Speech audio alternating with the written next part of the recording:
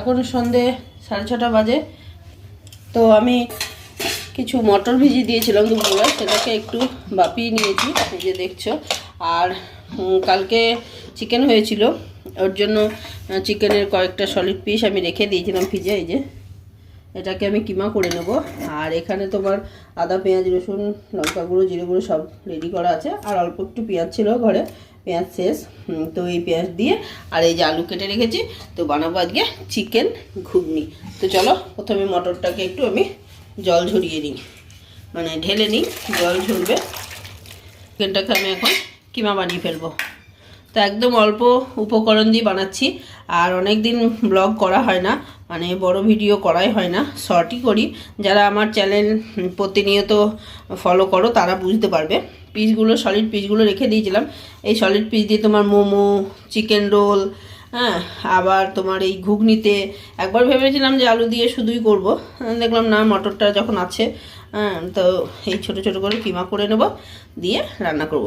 আর আমার এই ভিডিও যদি ভালো লাগে অবশ্যই আমাকে একটা লাইক করবে, কমেন্ট করবে, শেয়ার করবে। আর কী ধরনের রান্নার রেসিপি তোমরা দেখতে চাও সেটাও অবশ্যই জানাবে। তো মোটামুটি 6 পিস 7 পিস মতো সলিড চিকেন রেখেছিলাম, তো এই যে এতটা হয়েছে। তো এই দিয়ে তোমার পকোড়াও খুব ভালো হয়, কিন্তু আজকে ঘুগনিতেই দেবো। তো চলো গ্যাসটা ধরিয়ে নিই। গ্যাসের দিয়ে গ্যাস ধরাতে হচ্ছে, কেননা গ্যাসের বন্দুকটা যেটা লাইটার সেটা তোমার একটু নষ্ট হয়ে গেছে। তো এবার আমি একটা কড়াই বসিয়ে দিলাম, দেবো সরষের তেল। তো আদা একটু কম ছিল, তাই ভাবলাম একটু আদা কুড়িয়ে নিই। এখন আর বাটাবাটিতে যাচ্ছি না। তাছাড়া তোমার পেঁয়াজ রসুন বাটা আছে, লঙ্কা গুঁড়ো, জিরে গুঁড়ো, যা যা লাগে তোমরা তো জানোই, সেটা নতুন করে বলার কিছু নেই। তো চলো, ওদিকে তেল গরম হয়ে গেছে, আমি দিয়ে দিলাম খানিকটা লবণ, আর দিয়ে দিলাম তোমার খানিকটা হলুদ। তো আলুটা অনেকক্ষণ ধরে আমি ভাজাভুজি করছি, এবার আমি পেঁয়াজ দিয়ে দেবো। আমি এত মানে যত্ন সহকারে করছি না, যেমন তেমন করে করছি। তো দিয়ে দিলাম, আলু পেঁয়াজ একসঙ্গে ভাজা হবে, তারপরে দিয়ে দেবো মশলা আর চিকেন কিমা। অনেকটা ভাজা হয়েছে, এবার আমি দিয়ে দেবো চিকেনের কিমাগুলো। তো চিকেনের কিমা দিয়ে এবার একটু ভাজা ভাজা করে নেবো, তারপরে দেবো তোমার মশলা। তো অনেকক্ষণ ধরে চিকেনটা ভাজার পরে চিকেনটা এরকম সাদা সাদা হয়ে গেছে।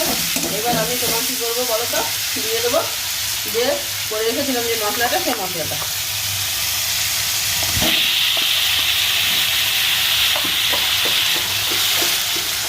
তো হলুদটা একটু কম দেওয়া হয়েছে বলে আলুটা একটু সাদা সাদা লাগছে।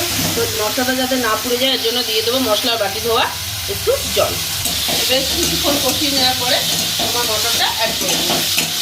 ছেড়ে এসছে, মানে কষানো হয়ে গেছে।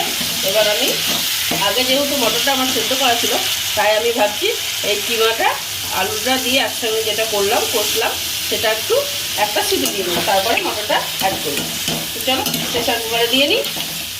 এবার আমি প্রেসার কুকারে মুখটা আটকে দিলাম, তো অফ করে দিয়েছি আমি। এবার দেখি,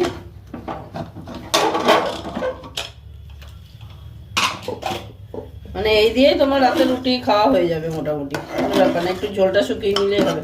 তো প্রেসার কুকারে দেবো না, যেহেতু না ধরতে পারে, তো আমি সরাসরি এখানে কড়াইয়ে ঢেলে নেব।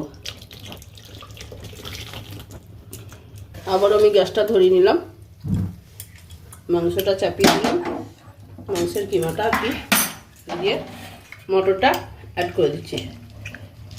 মিশিয়ে নেওয়ার পরে পরিমাণ মতো জল দেবো, ফুটে উঠলে নামিয়ে দেবো।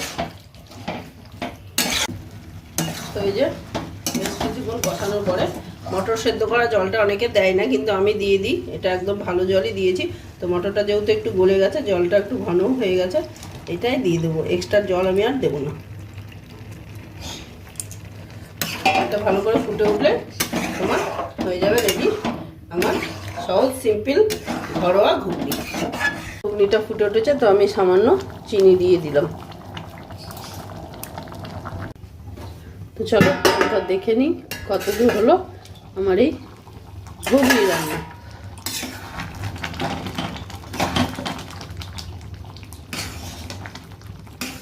হয়ে গেছে মোটামুটি, এবার আমি অফ করে দেবো। তো ফাইনালি হয়ে গেছে। তো আমি অল্প করে দুইজনকে দেব, আমার দুই কন্যাকে একটু টেস্ট করতে। চলো ওদেরকে দিয়ে আসি। তো ফাইনালি আমার ঘুগনি রেডি। তো ভিডিওটা ভালো লাগলে লাইক করবে, কমেন্ট করবে, শেয়ার করবে। তো চলো টাটা।